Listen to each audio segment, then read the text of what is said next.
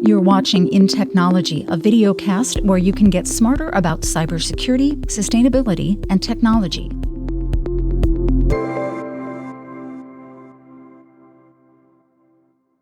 I'm Camille Morehart, host of InTechnology podcast, and today my co-host is Anil Rao, who's VP and GM of Systems Architecture and Engineering in the Office of the CTO at Intel. We are going to have a conversation with Mark Russinovich today, Technical Fellow and Chief Technology Officer of Microsoft Azure. Welcome, Mark. Thanks, Phil. Thanks for having me. So, Mark, we know you as CTO of Azure. Actually, I'm going to pause right there and ask you how you're supposed to pronounce Microsoft's cloud computing platform. Because I feel like a long time ago when I started working in cloud, I was not sure how to pronounce it. Yeah. And so I don't know if it was ever up for grabs or if the entire industry knew, but people who aren't in the industry aren't so familiar. It's kind of funny because I was just at a meeting last week where we were discussing how people are unsure how to pronounce it. And I haven't been in a discussion like that for many years. But the way to remember it is say, Azure going to the cloud, use Azure. Okay. So we know you as CTO of Azure going to the cloud, but you're also widely known as author of not one or two, but three cyber thriller novels that you published between 2011 and 2014. And they've done quite well, actually. 0 Day, Trojan Horse, and Rogue Code. So your first one, 0 Day, is about terrorists using cyber weapons, primarily attacking Windows to take down the internet. And you have said in the past that you wrote the book partially to put out a warning to the system of the kinds of attacks that are possible. And I realize that it was a fiction book, but a decade has passed, and I'm interested in your perspective on whether the threat level has changed in the last decade and whether it's gone up or down, easier or harder to launch these kinds of attacks. It's kind of interesting because it seems like security is in a never-ending escalation, both on the attacks and on the defenses. And so I think you've just seen that over the last decade or so. The defenses have gotten a lot better. I think move to the cloud has made defenses stronger in many cases because of the API-driven nature of the cloud, the fact that you can understand your inventory of your resources and use policies to secure them, and then use monitoring at scale, and the homogeneity of the systems make it easier to understand what's going on. At the same time, the attackers have gotten more sophisticated. So there's a lot more sharing of knowledge that's been going on in the attack community. The tooling is better. The processes are better. And so they are also commensurately gotten more sophisticated and able to carry out attacks. In some cases, ransomware is very similar to the type of attack in 0 Day, although aimed at financial gain rather than just simply crippling systems. And we've seen a lot of ransomware attacks. Just actually in the last couple of weeks, there's been some high-profile ones. Can you also, I'm going to just jump right into a separate topic, but can you define for us what confidential computing is? Yeah, so confidential computing is the use of hardware to create enclaves or computational containers where code and data can be protected while it's in use. And that's in contrast to the kinds of protections we've had up to now, which are protecting data at rest with encryption at rest, protecting it on the wire with, for example, TLS. Now, confidential computing brings protection through the remaining part of the data lifecycle, is while it's being computed on. There's another important aspect to confidential computing's definition, which is not just protecting that code and data from external access and tampering, but also being able to attest to what's inside of the container, so that some container outside or some compute outside can get authoritative claim about what's in it and then establish trust with that code inside the container, so it understands exactly what it's talking to and then therefore can release secrets to it, for example, to allow it to decrypt data it wants the container to process. So confidential computing is something you're also familiar with, Anil. Absolutely, I am. Mark, you and I have been working on confidential computing for years now. And now we're witnessing something really interesting, which is the convergence of AI or machine learning with confidential computing. Tell us, what are some of the novel applications of this new approach? confidential AI is something that I use as a term, but is this something that you've seen and are fascinated by? Oh, absolutely. So confidential computing, first of all, it provides an extra layer of defense in depth just for everyday workloads. For sophisticated workloads, it provides that extra protection where you can get very strong guarantees about what is accessible from the outside and what's not. And the rise of AI creates some interesting scenarios for confidential computing. One of them is just protection of the IP of models. The models are getting, these large foundational models cost tens of millions or of dollars or more to train. And so many cases, the IP in those weights is extremely important. And so you want confidential computing to protect the weights while that AI is active. Another area where you want to protect something in an AI workflow is the data that you're processing while you're performing the AI. So the prompts that go into a large language model or the images that go into a classification vision model are also something that should be protected end to end. And so you don't want the platform provider or the AI provider of those models to have access to that data, which is potentially extremely sensitive. And similarly with the outputs to that data, also extremely sensitive. I'm actually kind of interested when you're talking about AI. We usually think of it as most of the processing being done in the cloud. And obviously, Azure, you're in charge of the technical element of protecting this data as it's being processed in the cloud. What is your take on the migration or evolution of some amount of processing of AI at the edge or the near edge or toward the edge? So the protections that the cloud provider has for data in general include physical security of our data centers, the personnel that protect the data center, the biometrics that grant access, and the systems that say only authorized people with specific purpose should be allowed to come into a data center. Then we've got lots of logical controls around our security as well. When you get out to the edge, those, first of all, physical security is something that is typically much weaker. You might not even have physical security. The server might be sitting in a closet inside of a retail store, for example. And so there's a lock on the door, but you don't have, all the systems that we've got in a data center that in a hyperscaler cloud like Azure.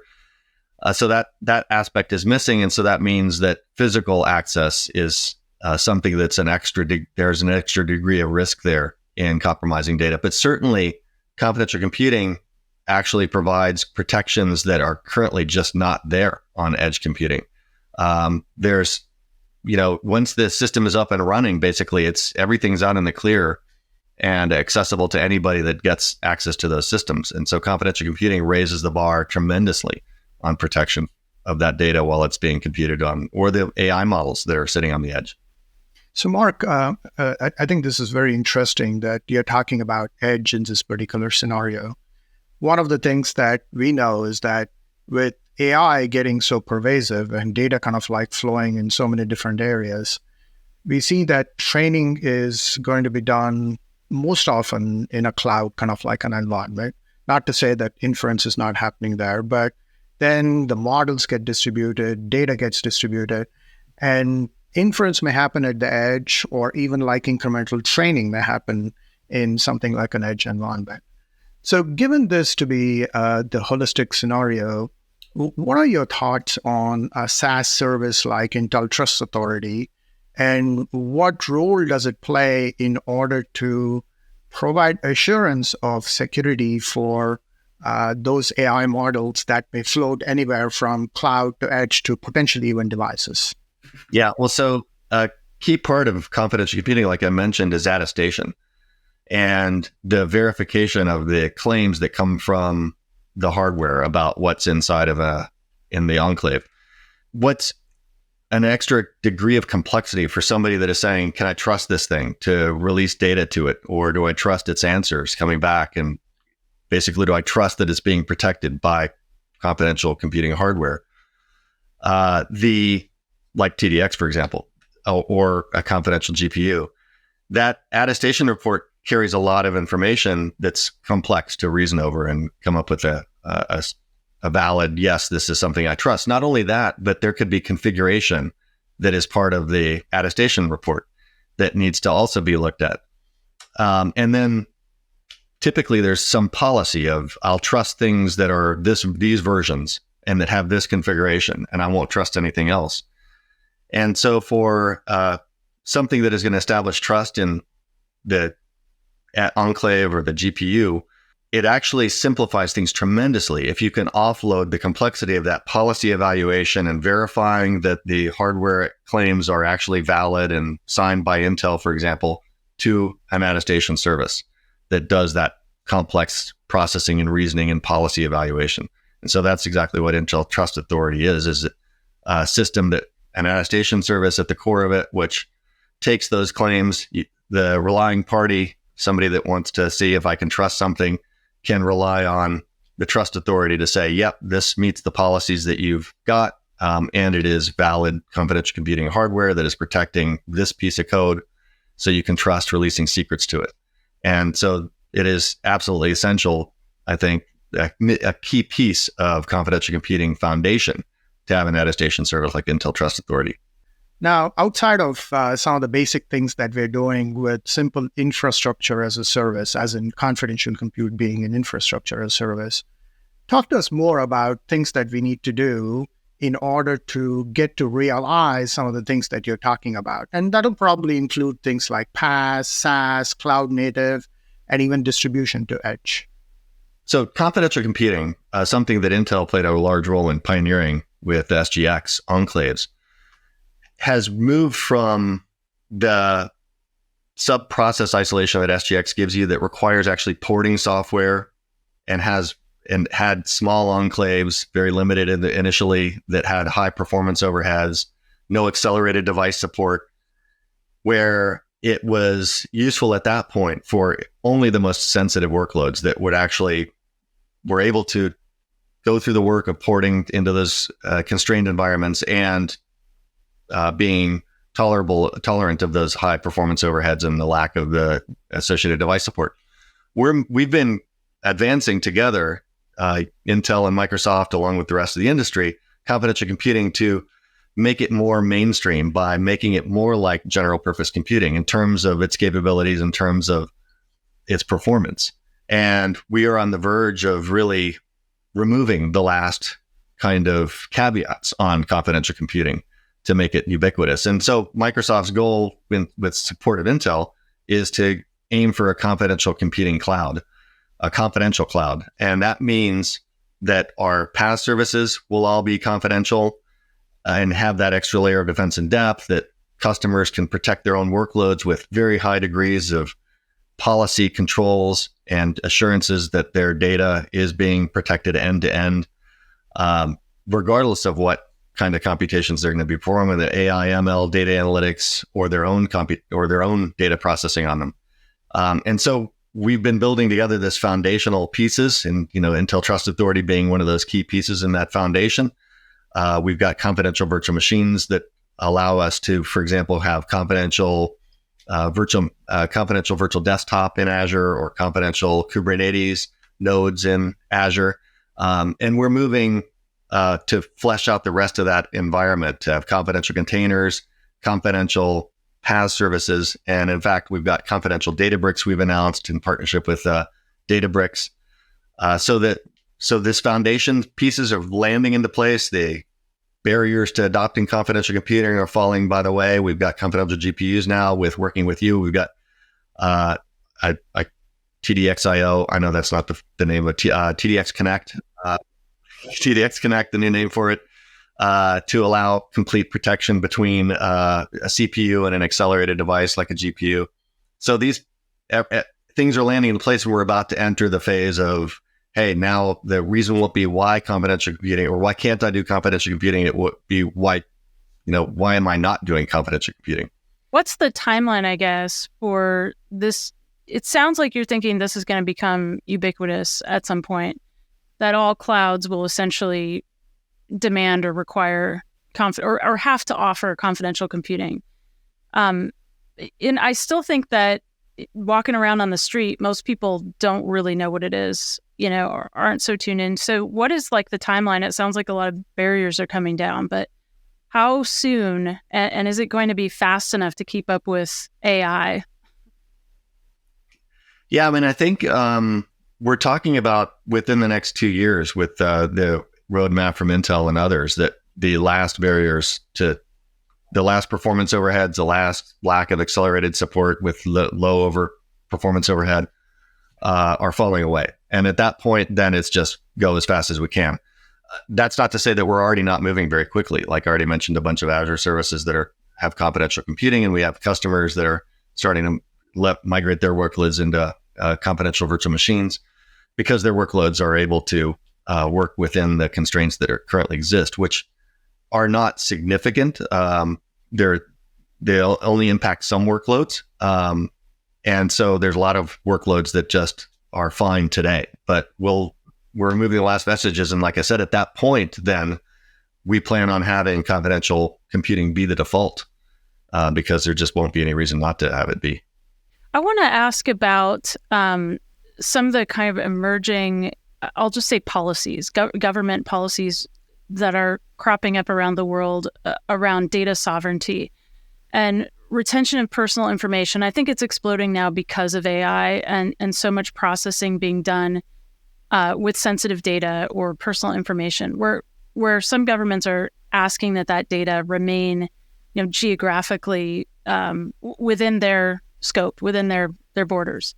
And out of that, I've heard that there is this kind of an emerging concept of like partial processing of data in various locations, and then that there would be a requirement for fairly complex orchestration of where and which processes are being run, and sort of monitoring and tracking all of that.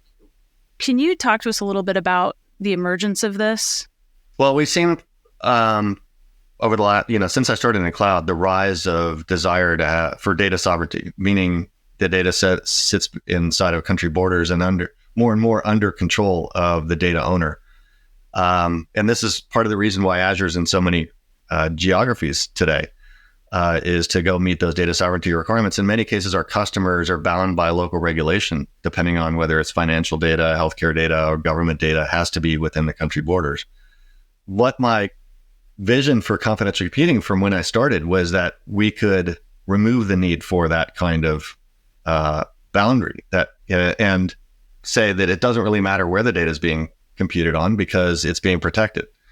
The idea, I think, with data sovereignty is if it's in my country borders, it's more that access to that data is more controlled by the laws of my country, and somebody can't go get it without going through the laws of my country. But if it's technically not possible to get access to the data, then I think to get access to the data, that whoever needs access to the data for whatever legal purposes has to come through the data owner and the legal processes that the data owner is beholden to.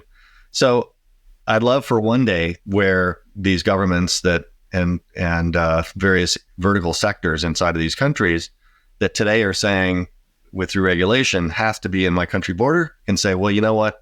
If it's protected by confidential computing, it doesn't necessarily have to be. If it's got this kind of configuration on it and these kind of controls, and you've got attestation with Intel Trust Authority, these kinds of controls on top of the data, that it can be processed anywhere. I think we're still a ways away from that. Like you said, kind of observed, a lot of people aren't even aware of what confidential computing is yet. Certainly, I don't think the regulated industries and the regulators are necessarily fully aware of it yet. So that's, I think, one of the goals too of things like the Confidential Computing Consortium and our work with Intel is to educate regulators about the value of confidential computing. And they can start by saying, you know what, you're going to get this extra protection. So in country, protect your workloads with confidential computing. In Azure, I'll tell you ourselves, some of the sovereign cloud deals we've recently won have been anchored on the fact that we have confidential computing, because that gives, even within country, the government organizations extra level of control over the privacy of their data, the protection of their data, that they wouldn't have without confidential computing. Yeah, Mark, I think you bring up some excellent points here. One of the things that we've been seeing when we talk to our customers, the government is a huge adopter of confidential compute technology and also a regulator of confidential computing technology. And in this regard, a lot of industries which are regulated and controlled, be it healthcare, finance, these are all industries and verticals that are extremely excited about confidential computing. And the fact that we have Intel Trust Authority as an operator independent attestation solution, which will maintain records that can be audited, is also an area that we're seeing a tremendous amount of traction. And I think this very much goes to your point of having an attestation solution to go with the core elements of confidential computing that our customers can consume in clouds like Azure. It's almost like trust but verify and maintain these auditable records so that you can continue to verify in the future on everything that you did, including on some of the custom policies and what was the environment there where things were happening, right?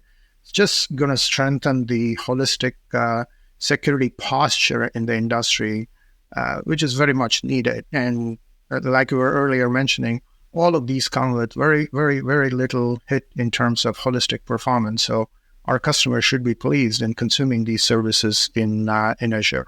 Yeah, and you touched on something else, which is auditability, and I think that is a key part of confidential computing. I think that there's some people that believe that, hey, if I control all the bits, I'll know exactly what is being done with my data. And there's a fallacy in that line of thinking that is actually highlighted by a Turing speech, Reflections on Trusting Trust, which talks about the fact that you can't even necessarily trust the compiler that generated the code. And so unless you're trusting everything back to its base, you don't really know what your code is going to do. And as we know, systems have gotten much more complex. And we also recognize the fact that cloud services, the services delivered at PaaS, deliver a huge amount of value that you can't just deliver or use yourself with IaaS and bringing all the bits yourself. And so more and more, we're going to have to get to a point where, I want the highest level of assurance as possible that my data is being protected always, but yet I've got to allow it to be accessed by this software that I don't necessarily have control over. Not just that, but software that even if you gave me the source code and let me spend as much time as I wanted to, I wouldn't be able to know that there's not something malicious happening or vulnerabilities that would expose my data. And so what we've been working on is the idea of something called a code transparency service, which would be able to record and sign artifacts that meet certain policies about regarding transparency. Specifically, one of the policies could be the source code is available and there's a reproducible build that goes from the source to the binaries that were deployed into the confidential computing environment. And you could be able to go to this this code transparency service and get receipts, to verify that, hey, I'm trusting something. Intel Trust Authorities vouches for the fact that it's sitting inside of TDX, and the CTS service shows that the code actually, I can go and audit it if I suspect that something's gone wrong. And that kind of service will allow that kind of auditability you talked about, but also allow you to depend on services that are being upgraded frequently, as PaaS services and cloud services need to be upgraded, with not necessarily being able to sit there in the middle and approve every update, which is kind of just a meaningless gesture when you're approving millions of lines of changes and you need to do it immediately because there's a security vulnerability that needs to be addressed or a performance issue that needs to be addressed. I think that's the path. And we talk about it as first step, to provide transparency to our confidential foundation, things like the attestation service, things like the firmware that is sitting inside of our confidential trust boundary. And then moving up, and I think, what I envision, just like confidential computing becomes ubiquitous and is just part of computing, that code transparency is just part of computing as well. But it needs to start with the base, with a small targeted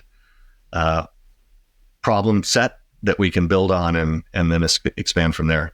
So we look at right now for artificial intelligence or machine learning, we look at training, at least, as you were saying before, Anil, requiring significant server power. And there's really only a handful, right, of cloud service providers out there in the globe. And I wonder your perspective, Mark, on just democratization of AI or the ability for all different kinds of people and companies, small companies, big companies, to get insights from artificial intelligence. When you say democratization, I interpret that as a few things, possibly. One of them is access to large-scale infrastructure to be able to train models, as well as access to models themselves to be able to leverage them. And I think, so we at Microsoft, of course, are one of those hyperscale cloud providers that has massive infrastructure for training these foundational models like GPT-4.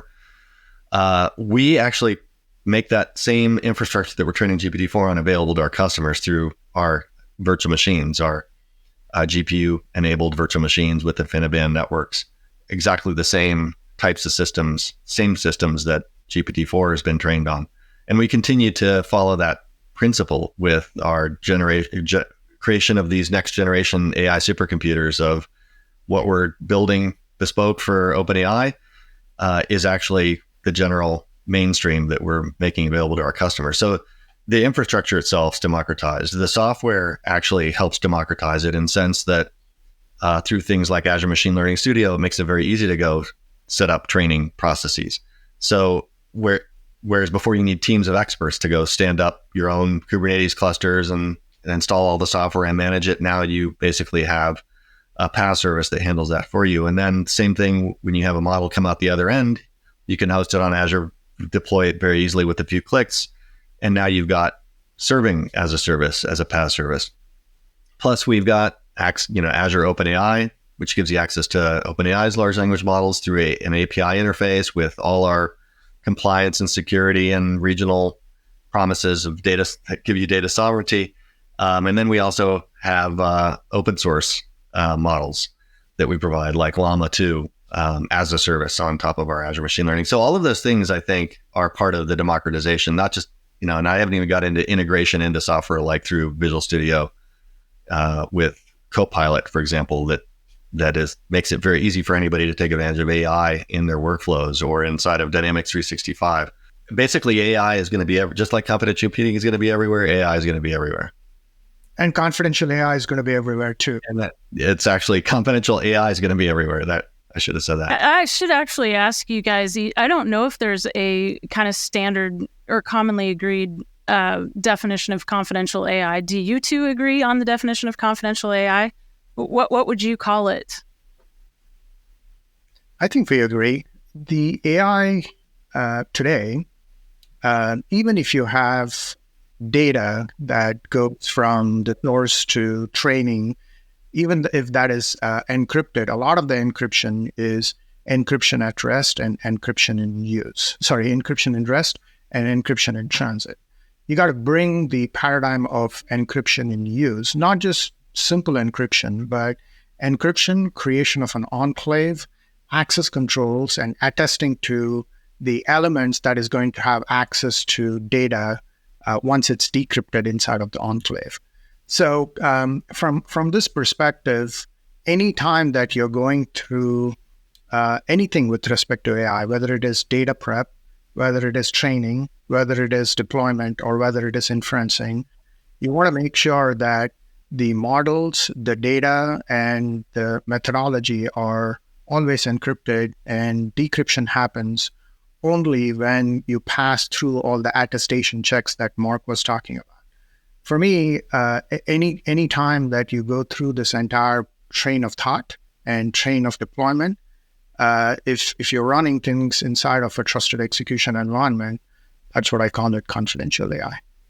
So, Mark, I want to ask these things because, my God, CTO of, one of the largest cloud cloud service providers that's out there.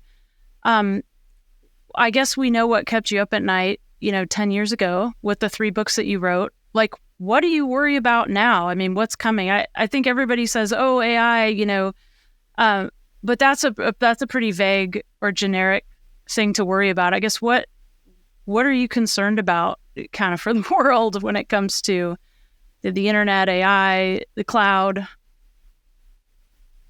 Well, the things that worry me in my job are pretty much the same things that worry me 10 years ago. Still security, reliability, scale. So that's kind of the defensive side of worry. And the offensive side of worry, it's how can we make services that make it easier for people to build cloud applications and edge enabled applications. And then more and more, that's become AI's a key ingredient in all that. So how do we make it possible for people to build these AI infused applications? So that's kind of the worry. Now, I think you're touching on, like, is there a worry about there's been a lot of talk about the people worried about the existential risks of artificial general intelligence, AGI, and reaching human level intelligence or superhuman intelligence, and what that means, the implications of that. I don't know if it seemed like you were touching on that, but then you kind of backed off. I don't know. I'm trying to figure out too. I think it's like I'm not sure how to think about it, right? Because you definitely want, I'll just say everybody, right? You want everybody to be able to access powerful tools, right? You don't want that to just be in the hands of the few. And right now, probably one of the most powerful tools on the planet is AI and what it can do. And so making that accessible, making that easy to use, making that, ability to run that, even if you don't own the infrastructure yourself, is like an incredible tool that can be made available. But, right, it's also fairly unconstrained at this point. There's not even that many regulations out there. I mean, we're just now seeing laws sort of come into play around the world. And so, is there any concern that by providing or making accessible all of these tools to anybody, anywhere, anytime, without all of the sort of policies in place, like, is there a risk? Is there a problem? How do you feel about that? What do we do about that? I think Satya was just this week or last week in Washington, D.C., meeting with Chuck Schumer and a bunch of leaders from other companies that are working in the AI space to talk about these very questions. I think Microsoft's position is that it's likely that some regulation is necessary to ensure that AI is handled in a responsible way. And I think responsible means more than, it means safety controls on top of the AIs so that it's not doing harm, making sure that these models don't have bias in them that is privileging one group over another group. Those being some of the key things about it. And I think that, the existential risk side of AI, that one is more kind of not an immediate pressing concern, at least I don't believe. And I also think there's different opinions, even in companies like Microsoft, about the degree of risk to humanity that there might be. And you see this in the computer science community, where you have Turing Award-winning AI researchers on one side saying risk to humanity, on the other side saying nonsense, no risk, or little risk, it's overblown. So I think that one remains to be worked out. But I think that from our perspective, two things. One is just making sure basics are in place. You don't want to overregulate an industry where there's a ton of innovation happening, because what you'll do is stifle it, and you'll actually make it so that new entrants are blocked by providing innovation. And you don't want to do that prematurely either, if it's not necessary. So I think there's a balance that has to be struck here. And this is why we're such huge supporters of open source models with Meta, for example, where we partnership with them, hosting Llama 2 on Azure machine learning. So Mark, if we kind of like go back about 20 years and drawing parallels, right? When the cloud first came into being, people were always wondering about, oh, I can easily get computational resources by the swipe of a credit card. So I can get it anywhere in the world. So maybe I can get lots of these compute everywhere where I can create distributed denial of service attacks on networking and other kind of like infrastructure, right? Now, fast forward, the industry innovated around these things in order to make sure that, yeah, you can continue to get computational resources by the swipe of a credit card, but it's still difficult for you to kind of like create a distributed denial of service kind of like attacks. So you're spot on in that we should encourage newer technologies to come into being, and putting too much regulations is just going to stifle innovation. And I think all of us are going to hurt from the wonderful automation that AI can bring in. So I think these are some fantastic things that as an industry that we can do together. Possibly, is this part of your next book? Are you thinking about your next cybersecurity thriller? Or it's going to be like AI-based attacking machines that we can go make into a movie? Yeah, the natural successor to Rogue Code was one focused on cloud computing, and I thought maybe that's a little, too close to where I work, and so yeah. But not just that, but I've been more and more busy in my role at Microsoft and spending more and more of my time on things like AI. So I put writing books on pause for the time being. I'm sure I'll get back to it. I wanted to ask both of you guys, you've both come from entrepreneurial backgrounds from very small companies. And I'm wondering, now that you have big positions at medium-sized companies, just kidding, Fortune 100 companies, do you have time to do like anything sort of scrappy or entrepreneurial anymore? Or do you ever see code? Either one of you, you both have, computer science degrees.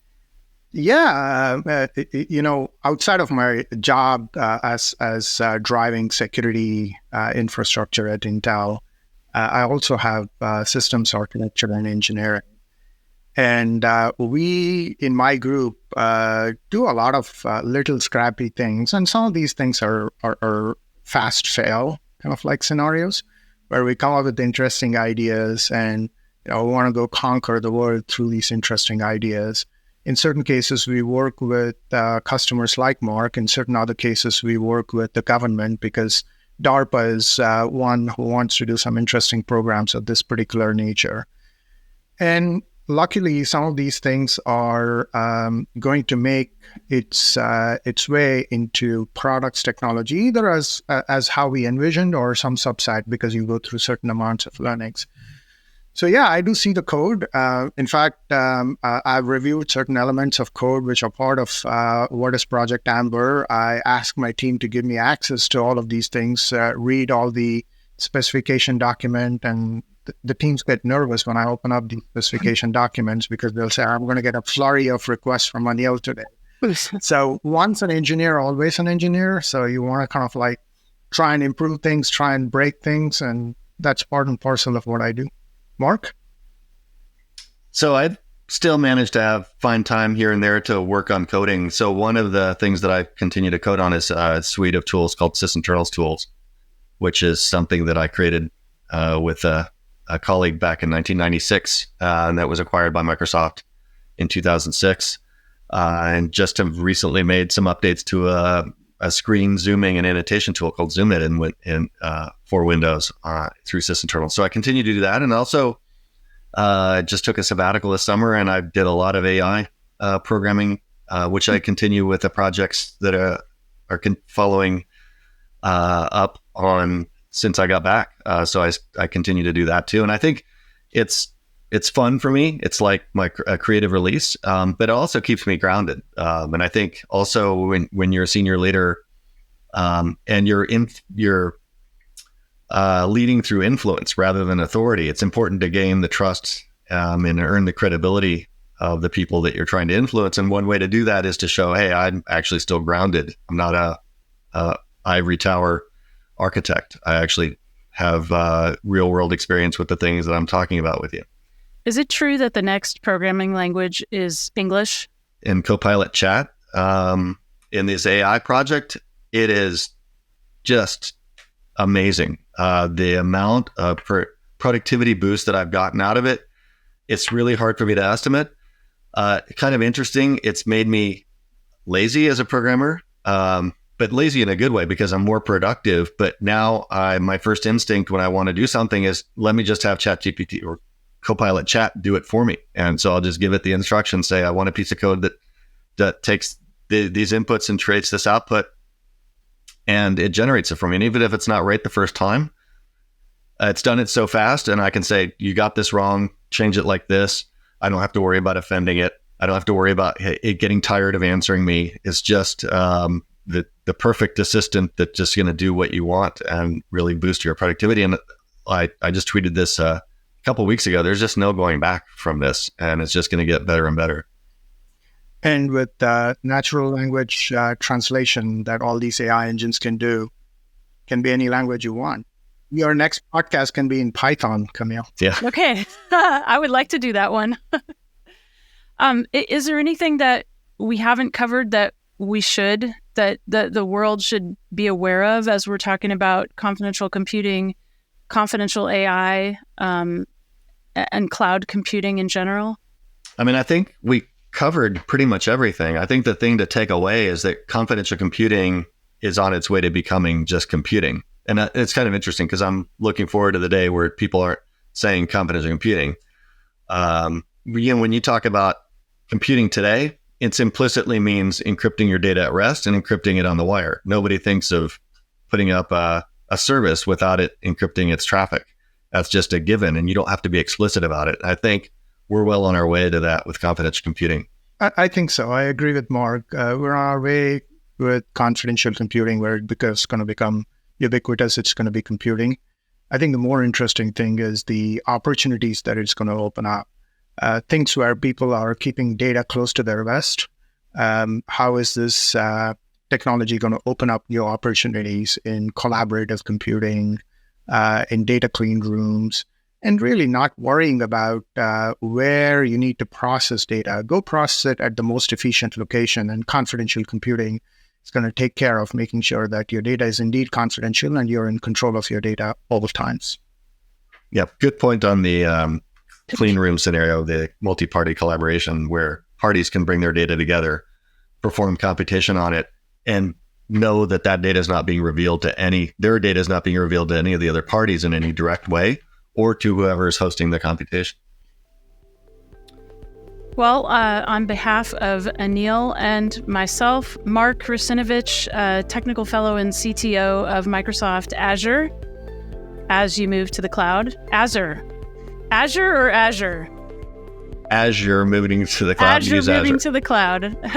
CTO of Microsoft Azure, thank you so much for joining us today. Yeah, thanks for having me. It was a great conversation. Thanks, Mark. As always, great conversation. Never miss an episode of InTechnology by following us here on YouTube or wherever you get your audio podcasts.